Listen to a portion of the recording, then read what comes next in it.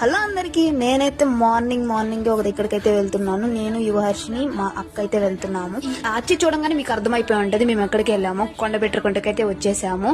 So బ్రహ్మోత్సవాలు ఈ రోజు నుంచి స్టార్ట్ కాబట్టి ఫస్ట్ డే గిరి ప్రదక్షిణ అనేది ఉంటుంది. ఇక్కడైతే పిండి దీపారాధన పెట్టి ఫస్ట్ మెట్లు పూజ అయితే స్టార్ట్ చేసేస్తున్నాం. అక్క, నేను, మా ఫ్రెండ్. అలాగే నాకైతే డిగ్రీలో ఉన్నప్పుడైతే తెలిసేలాగా మా ఫ్రెండ్ తో వచ్చాను. తర్వాత ఇప్పుడు వచ్చాను అనమాట.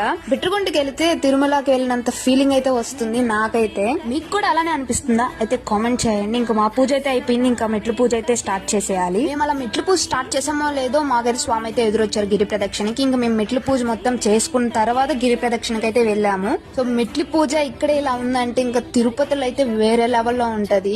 తిరుమలలో ఎలాగో చేయమని ఇక్కడికి వచ్చి అయితే మేము ప్రతి ఇయర్ అయితే వచ్చి చేయాలని అనుకుంటున్నాము. ఒకవేళ చేయాలనుకుంటే ఖచ్చితంగా చేయండి, చాలా మంచిది.